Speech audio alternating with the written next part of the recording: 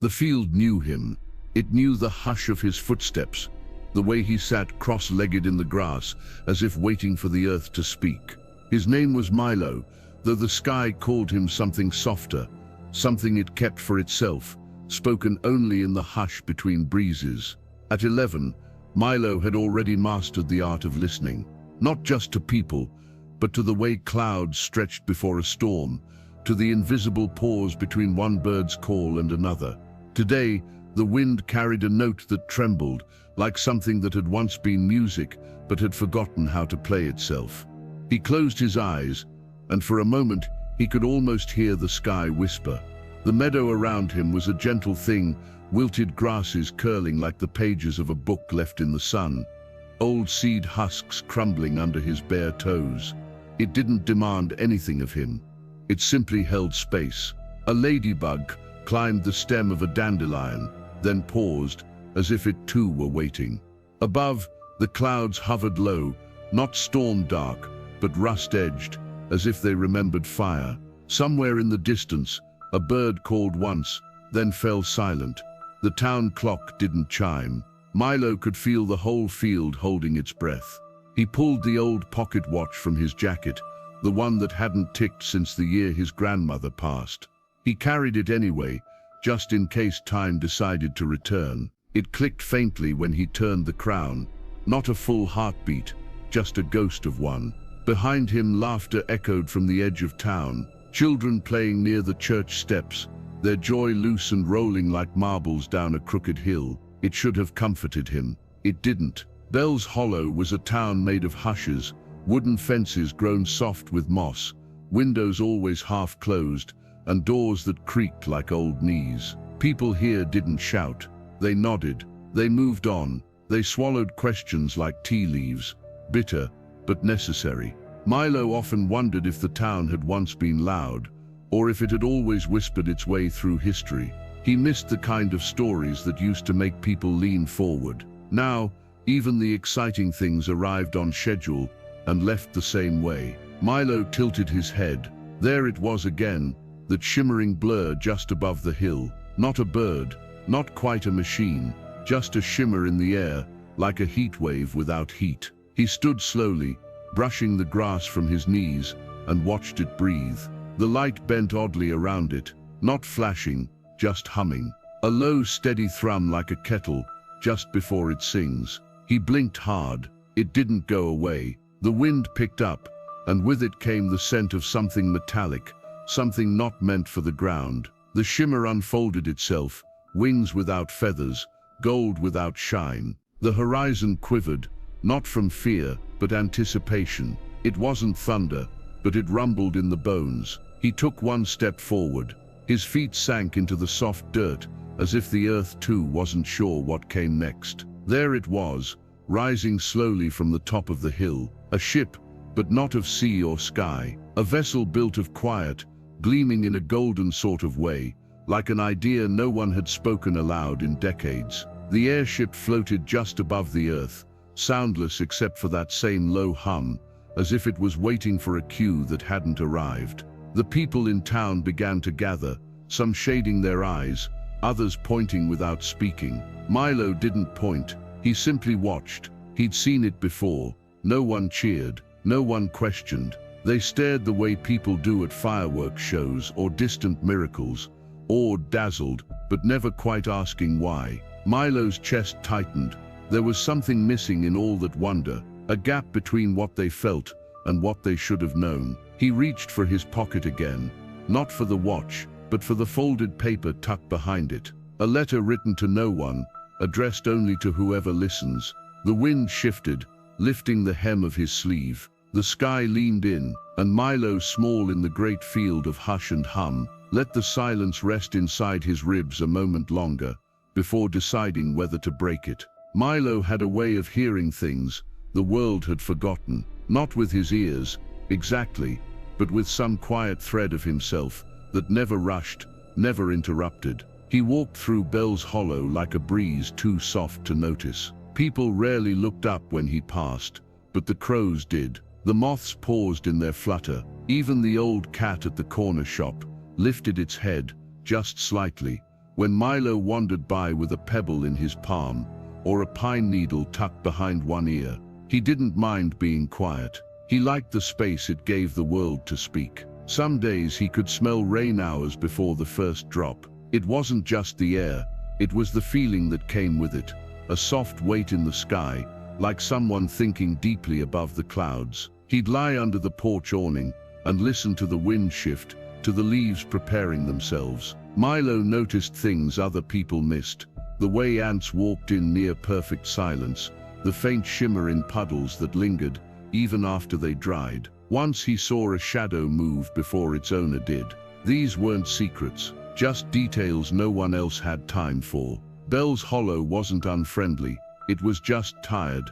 The town sat between two hills and a memory. Cobblestone paths curved like lazy streams, winding between shuttered bakeries and rusting bicycles, leaning eternally against the same lampposts. People here didn't shout, they didn't ask hard questions either, especially not lately. There had been a time, perhaps long before Milo, when townsfolk debated things at the square, when voices rose not to argue, but to imagine. That time had faded, like the names on the war memorial by the post office. You could still read them, but only if you wanted to. Most didn't, but Milo's grandmother remembered.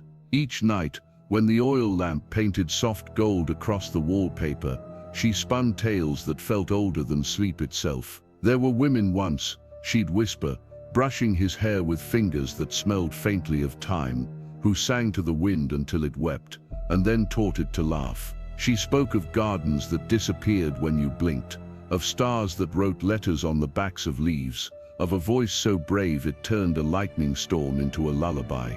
She never raised her voice, not even in the exciting parts. She didn't need to. The magic came softly, like breath fogging a mirror. He arrived just after the frost melted. One morning the sun rose a little too bright, like someone had turned the contrast up on the world.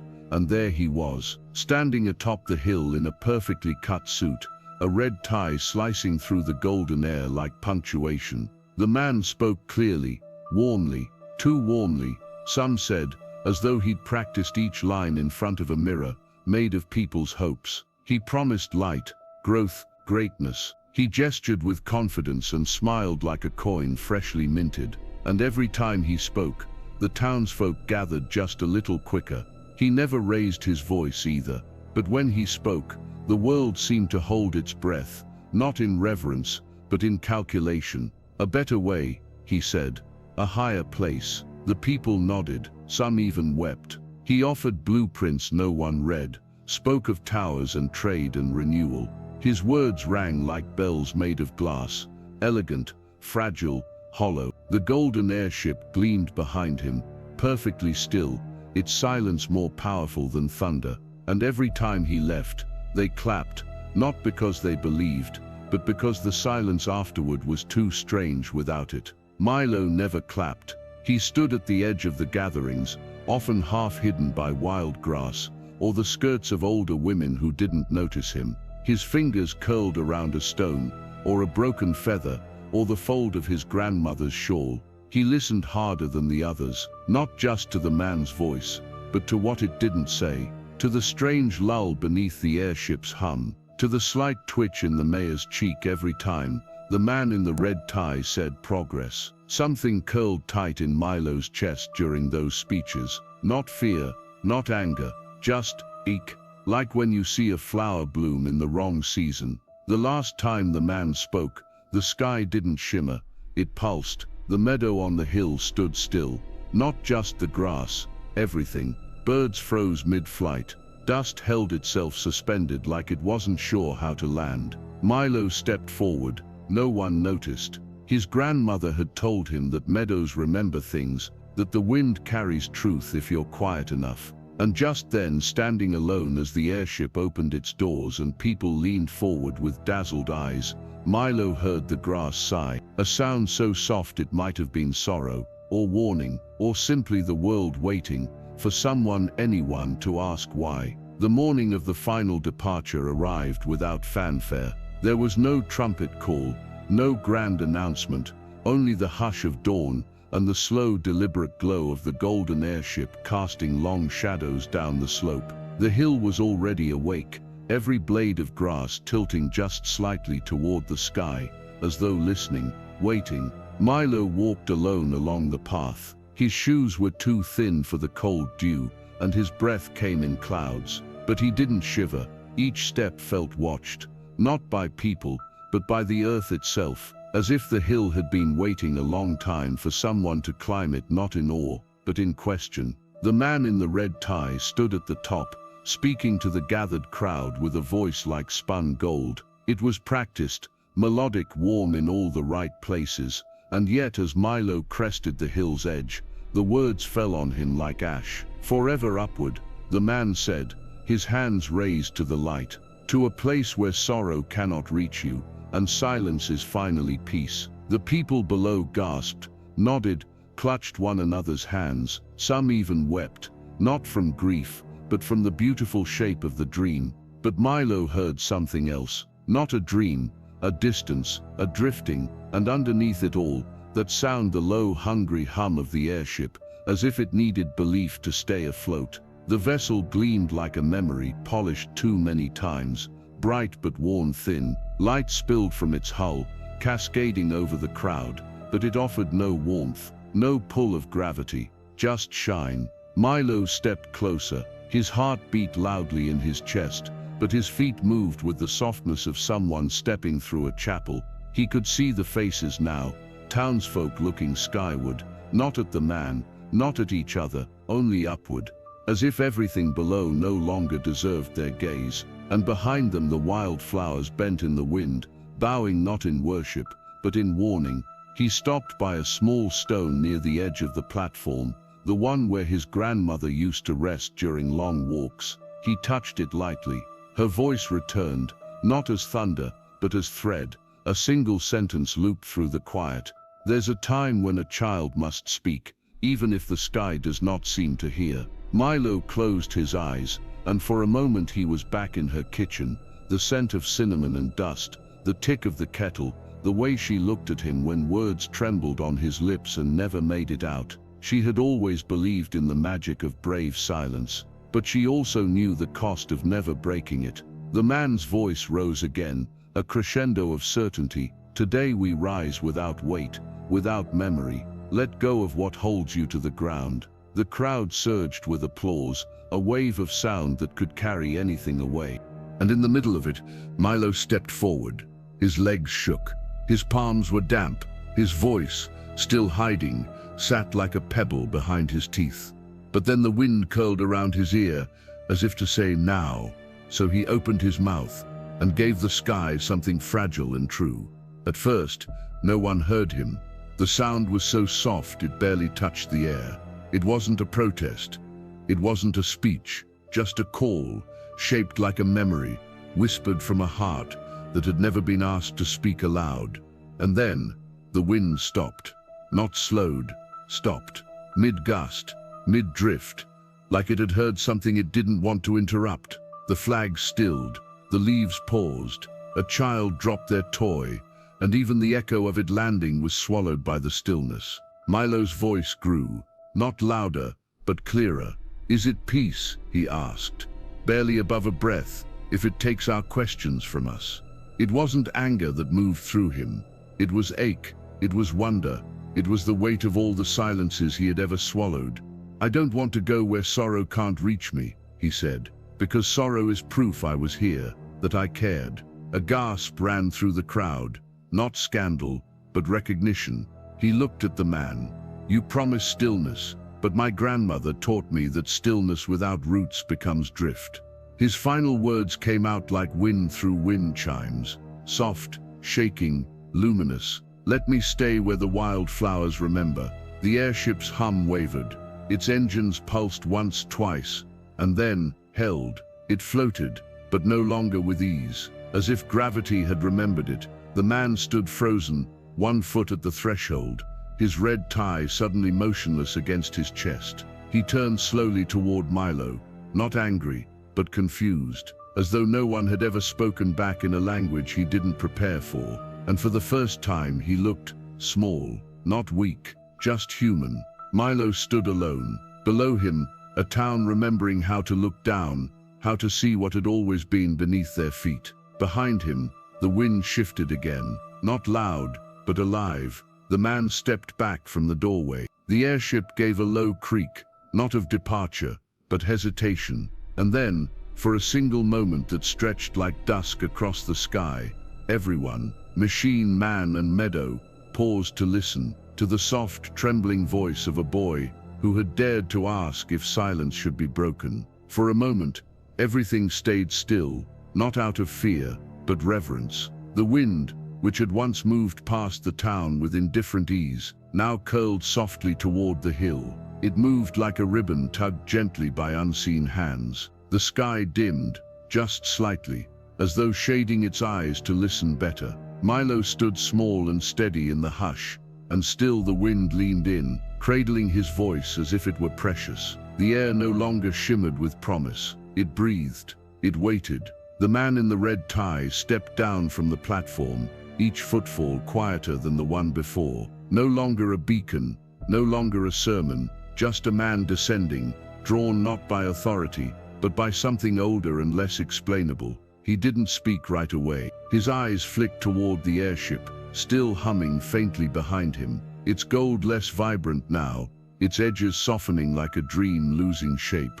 He turned to the boy who had stopped it all, and in that turn was the first honest silence he'd ever allowed himself. His voice, when it came, was low and unsure. The crowd barely heard him, and that felt right. "Why did you call me?" he asked, as though trying to remember how questions worked. It wasn't a challenge, it wasn't even fear, just wonder. A man who had spoken for too long finally asking something not to be answered, but understood. Milo blinked. His hands were still curled slightly, as if holding the last breath of wind, but he looked up and spoke with the calmness of someone who knew his voice mattered now. "That's why," Milo said gently. He didn't raise his tone, didn't project. The words weren't for the crowd. They were for the man, and the wind, and the field beneath them both. "You told us where to follow," he added, "but you never asked where we were already going." The man inhaled, not sharply, more like someone tasting something he hadn't had in years.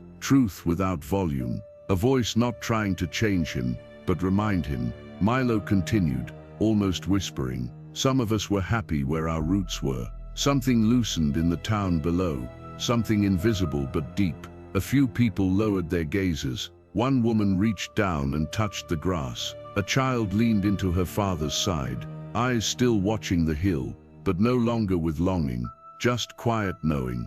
The golden shimmer faded from the airship's surface. Not all at once, like a sunset. It surrendered slowly. The crowd didn't speak. They didn't cheer, but a softness passed among them, one glance at a time. The kind of glance that says, "I remember now. I remember something I didn't know I'd lost." There was no dramatic shift, no instant tears, just tiny awakenings behind still eyes. A man who once forgot the sound of his own laughter brushed a thumb across his wedding band. A baker thought of the pies his mother used to make when clouds rolled in. A girl clutched her notebook, and for the first time, opened it to a blank page. The wind passed through the crowd again, not as message, but invitation, and each heart in its own time began to answer. The man looked at the boy, then at the sky, then at his own hands. He stepped from the last stair and lowered himself slowly into the grass. It resisted him at first,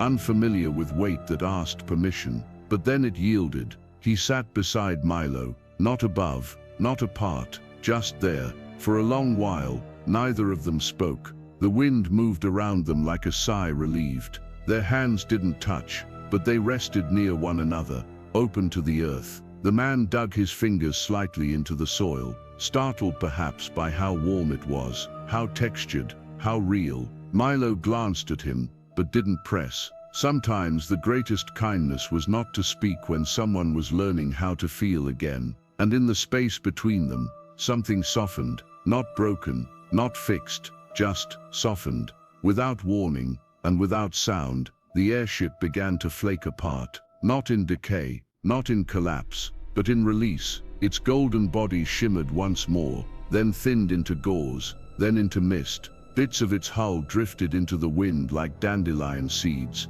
catching light as they went. The town watched, hushed. No one ran to catch them. No one mourned their going. It didn't feel like losing something. It felt like letting it go. No great door closed. No engines groaned. No countdowns echoed over the hills. The people stayed where they were. The man remained seated. Milo breathed deeply, and Bells Hollow, sleepy, soft, stubborn little Bells Hollow, simply stayed. It was not defiance. It was not fear. It was not anything big. It was the smallest act of grace remaining. Together in the place that still listened, the crowd began to quietly disperse. Some held hands, some looked up, but only to watch the clouds, not to chase anything. Milo turned to the man one last time and asked, "Do you know what you'll do now?" The man smiled faintly.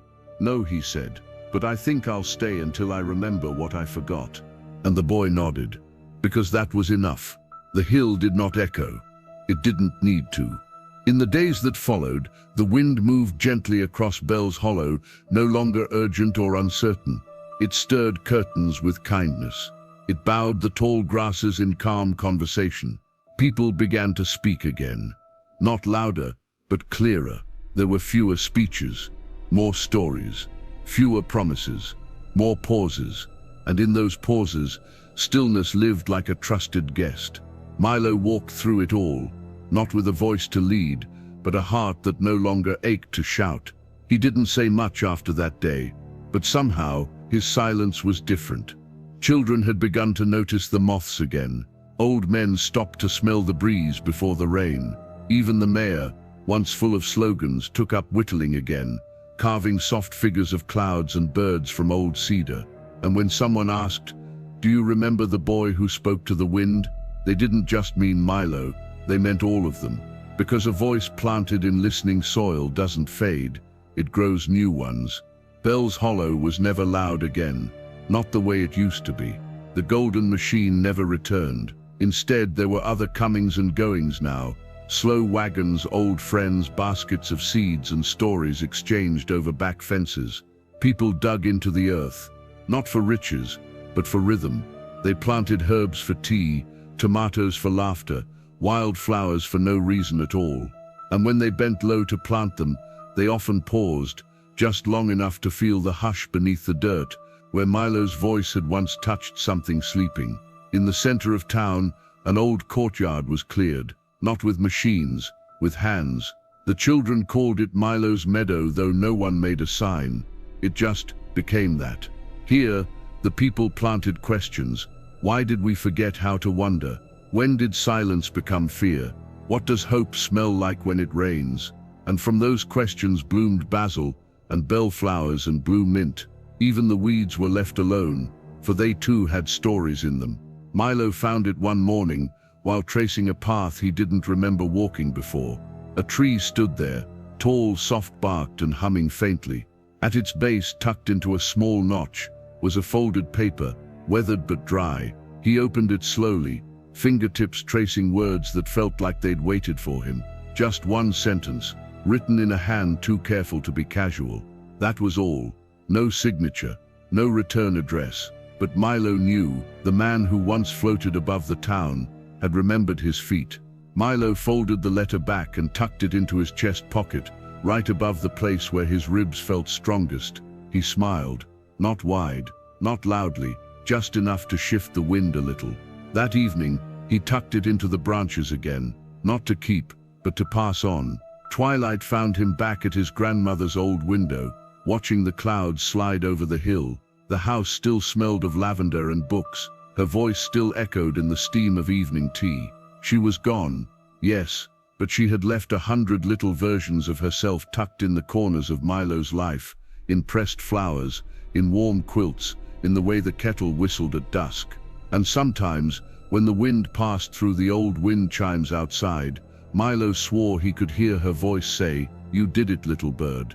You sang." The field where it had all begun was still there.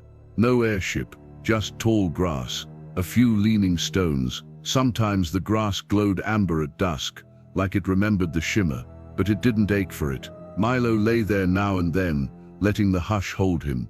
No one asked why he went, they simply waved, left space, and joined him sometimes, with tea, or bread, or silence. And the field listened to them all, even if they said nothing at all. Once Milo had been the only one to notice the way the wild flowers tilted toward the moon. Now he wasn't. Children whispered to them. Elders hummed lullabies as they passed. Even the stray dogs seemed gentler now, resting among the petals like they too had heard the sky speak. And the flowers, they swayed a little taller. They blossomed not in rows, but in poems, no longer alone, no longer waiting. Bell's Hollow did not become a city. It didn't need to. It became something better, a place where voices didn't have to shout to be heard. A place where leaving was no longer the only way to grow. A place where a boy, once afraid of his own voice, had taught the wind to listen, and the world to listen back. The hill remained, wild and blooming. The tree kept the letter. The meadow sang when no one was watching. And Milo, he stayed, because sometimes the greatest journeys end in stillness, and stillness, when held with care, becomes home. Years passed like soft seasons, and the hill grew thick with wild flowers, not planted in rows, but scattered like laughter, like memory. And there, among the bloom and breeze, walked a man with quiet eyes, Milo, no longer a boy, yet never truly grown beyond wonder. He moved with the wind at his side, a friend now, not a force. His hands brushed petals that once listened. His feet tread paths that once trembled. He didn't visit the place to remember. He came because it remembered him. Children often gathered there, curling beside him like foxes at dusk. They asked strange questions. Do clouds have feelings? Why do flowers open when no one's looking?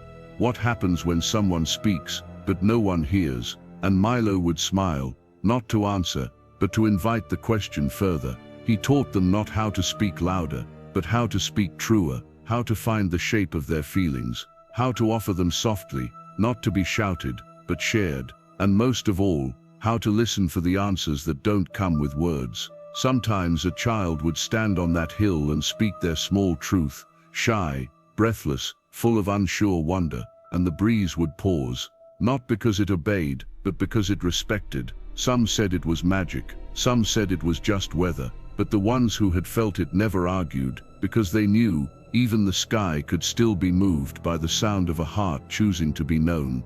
And in the quiet of late dusk, when birds folded their wings and the horizon glowed like the last line of a lullaby, the clouds would sometimes seem to lean in, just slightly, just enough, as though they too were listening for someone brave, someone small, someone who remembered how to speak like wind through wild flowers. Milo never asked for thanks, he only stayed, and in the hush between sunset and stars, the silence, once heavy, now answered back, not with thunder, but with presence, not with power, but with kindness. And so the world turned, gently, on the voice of one boy who once looked up and called the sky by its name.